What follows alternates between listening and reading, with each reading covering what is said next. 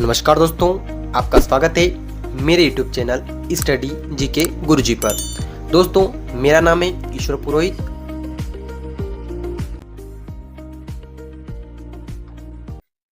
तो दोस्तों, आज की वीडियो के माध्यम से मैं आपको बताने वाला हूं कि धारा 9 का जो केस है वह आप कैसे जीत सकते हैं। दोस्तों, जिन पक्षकारों के द्वारा धारा 9 का केस जो है वह न्यायालय में प्रस्तुत किया जाता है, धारा 9 की जो याचिका है वह न्यायालय में पेंडिंग होती है। तो दोस्तों, हर पक्षकार के मन में यह सवाल उत्पन्न होता है कि हम धारा 9 का जो केस है वह कैसे जीत सकते हैं। ऐसा कौन सा उपाय हम धारा 9 की याचिका जो है उसमें करें जिससे हम धारा 9 की जो याचिका है उसमें माननीय न्यायालय का ध्यान आकर्षित कर सकें और केस को अपने फेवर में कर सकें। तो दोस्तों, आज हम इसी विषय पर चर्चा करने वाले हैं। तो दोस्तों देखिए, धारा 9 का केस जीतने के लिए हम डायरेक्ट यह नहीं कह सकते कि आप केस जीतेंगे या सामने वाला केस जीतेगा। इसके लिए कुछ चीजों को ध्यान रखना आवश्यक होता है।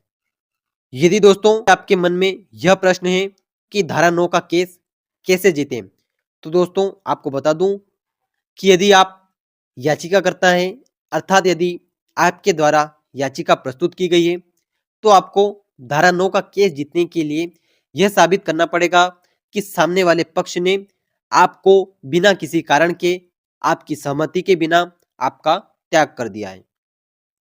दूसरा है दोस्तों, आपको धारा 9 की याचिका द्वारा कोर्ट को संतुष्ट करना होगा कि आपके द्वारा धारा 9 में जो भी कथन किए गए हैं, जो भी अभिवचन किए गए हैं वह सत्य हैं।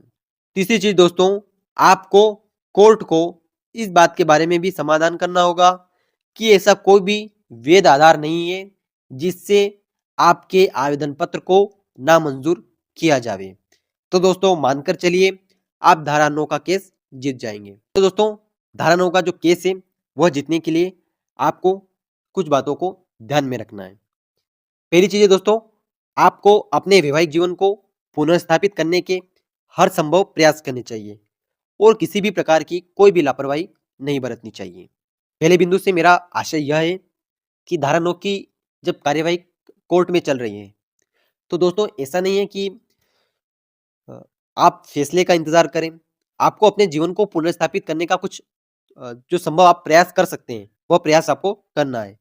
जैसे रिश्तेदार आदि के माध्यम से यदि सुलह समझौता दोनों पक्षकारों के मध्य हो जाता है तो एक अच्छी बात है। इस प्रकार के आपको हर संभव प्रयास करने चाहिए। दूसरा बिंदु दोस्तों, यदि मान लिया जाए सामने वाले ने आपका त्याग कर दिया है और आप वापस अपना घर बसाना चाहते हैं, तो आपको धारा 9 का केस लगा देना है। तीसरा बिंदु दोस्तों, आपको अपने सभी दस्तावेजों को अच्छे से संभाल के रखना है और जब धारा 9 की जो याचिका है वह न्यायालय में प्रस्तुत की जाती है, तो दोस्तों ऐसे सभी दस्तावेजों को आपको न्यायालय में प्रस्तुत करना है जिससे धारा 9 के केस को आप अपने फेवर में कर सकें। चौथा बिंदु दोस्तों, अच्छे अधिवक्ता को अपने केस में आपको नियुक्त करना है। हर अधिवक्ता अच्छा होता है और अपने पक्षकार के प्रति वह सजग होता है, परंतु दोस्तों अधिवक्ता से मेरा आशय यह है कि आप ऐसे अधिवक्ता का चयन करें, ऐसे अधिवक्ता को अपने केस में नियुक्त करें जो अधिक से अधिक पारिवारिक जो मामले हैं उनकी पैरवी करता हो। अगला बिंदु दोस्तों, अपनी याचिका में अभिवचन जो होते हैं वो आपको स्पष्ट तथा सत्य करने हैं। दोस्तों, धारा 9 की याचिका की क्या प्रक्रिया है, धारा 9 याचिका जो कोर्ट में लगाई जाती है वहां से लेकर के ऑर्डर डिक्री जब पारित होती है वहां तक की क्या क्या प्रक्रिया रहती है, इस विषय में मैंने पूर्व के वीडियो में चर्चा कर ली है। इसी के साथ साथ दोस्तों मैंने धारा 9 से बचने के उपाय बताए हैं। धारा 9 के आवेदन को कैसे तैयार किया जाता है यह पूर्व के वीडियो में मैंने बता दिया है। धारा 9 के जो अभिवचन है वह कैसे तैयार किए जाते हैं वह मैंने बता दिया है।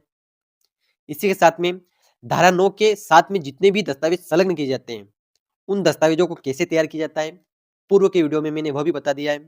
तो दोस्तों इस प्रकार से धारा 9 से संबंधित जितने भी महत्वपूर्ण वीडियो हैं वो मैंने पहले ही इस चैनल पर अपलोड कर दिए हैं। यदि दोस्तों आपने अभी तक वह वीडियो नहीं देखे हैं तो उन वीडियो को देख लीजिए।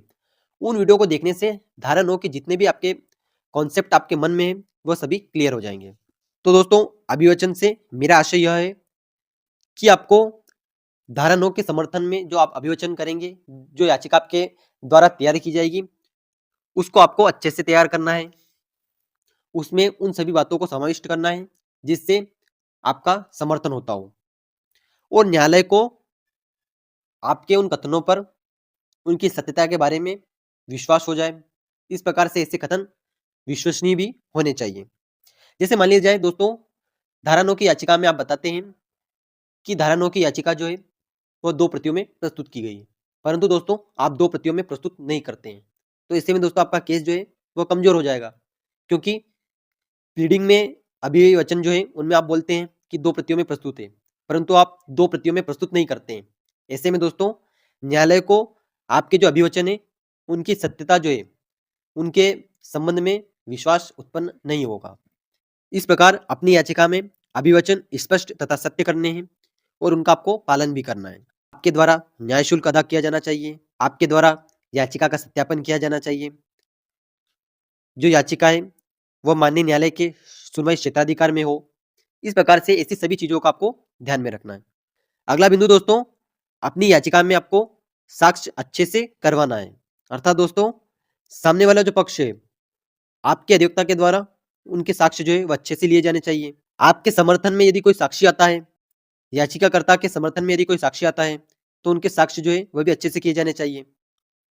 और आप यदि साक्ष्य करेंगे, माननीय न्यायालय के समक्ष जब आप अपनी साक्ष्य करेंगे, तो वह भी आपको ध्यानपूर्वक अच्छे से सावधानीपूर्वक करनी है। अगला बिंदु दोस्तों, सामने वाला जो पक्ष है वह भी अपनी साक्ष्य देने के लिए आएगा, तो आपके अधिवक्ता के द्वारा सामने वाला जो पक्ष है उसके प्रतिपरीक्षण जो है वह अच्छे से किए जाने चाहिए। अगला बिंदु दोस्तों, तर्क अच्छे से करना। जब दोस्तों साक्ष्य जो है वह समाप्त हो जाती है, दोनों पक्षों के साक्ष्य हो जाते हैं, तब प्रकरण जो है वह तर्क हेतु नियत किया जाता है। तो दोस्तों आपको दोनों पक्षों के अर्थात याचिकाकर्ता के साक्ष्य और जो अनावेदक है अर्थात जो प्रत्यर्थी है उनके साक्ष्य, उनकी प्रमाणित प्रतिलिपि जो है वह न्यायालय से प्राप्त कर लेनी है और आपके अधिवक्ता द्वारा दोनों पक्षों के साक्ष्य, प्रस्तुत दस्तावेज, याचिका और उनमें जो कथन किए गए हैं उनके बारे में अच्छे से तैयारी करनी चाहिए और आपकी धारा 9 की जो याचिका है उसके समर्थन में एक अच्छा जो तर्क है वो आपके अधिवक्ता के द्वारा माननीय न्यायालय के समक्ष किया जाना चाहिए, जिसमें धारा 9 की याचिका का समर्थन होता हो और सामने वाला जो पक्ष है उसके जितने भी बिंदु हैं उन सभी का खंडन होता हो। अगला बिंदु दोस्तों, माननीय न्यायालय के समक्ष आपके द्वारा अपने अभिवचनों को सिद्ध करना। अगला बिंदु दोस्तों, माननीय न्यायालय को यह विश्वास दिलाना है कि आप दाम्पत्य अधिकारों की पुनर्स्थापना हेतु तत्पर हैं। दोस्तों यदि आपके द्वारा इस प्रकार से उपरोक्त सभी बिंदुओं को अच्छे से उनका पालन किया जाता है तो विश्वास करके चलिए आप धारा 9 का केस जीत सकते हैं।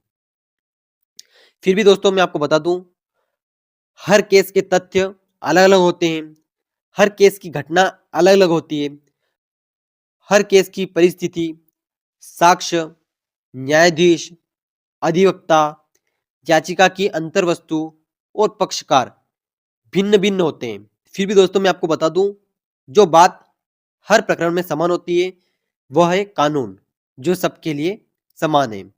यदि दोस्तों आप सही हैं तो आपकी जीत जरूर होगी। आपको यह बता दूं कि भारतीय कानून हर घर को जोड़ने वाला कानून है। हिंदू विवाह अधिनियम में वर्णित है कि पक्षकारों का एक दूसरे से अधिक मेल मिलाप करने का प्रयास किया जाना चाहिए। इसलिए दोस्तों जब धारा 9 की जो कार्यवाही जब पेंडिंग होती है तब माननीय न्यायालय के द्वारा समय समय पर मध्यस्थता तथा सुलह का प्रयास किया जाता है, क्योंकि दोस्तों कोर्ट भी यही चाहती है कि दोनों पक्ष जो है वह सुखी रहे और दोनों अपने अपने जो दायित्व है उनका निर्वहन करें। तो आशा करता हूं दोस्तों आपको आज का टॉपिक अच्छे से समझ में आ गया होगा। यदि दोस्तों अभी भी आपको कुछ डाउट है या कुछ सुझाव है तो आप कमेंट में बता सकते हैं। दोस्तों यदि वीडियो अच्छा लगा हो तो वीडियो को लाइक करें, कमेंट करें और वीडियो को अधिक से अधिक शेयर करें। ऐसे ही वीडियो देखने के लिए मेरे चैनल को सब्सक्राइब करें और बेल आइकन प्रेस करें, जिससे नई वीडियो आप तक पहुंचते रहें। धन्यवाद दोस्तों, मिलते हैं नई वीडियो में, तब तक जय हिंद, जय भारत, टेक केयर।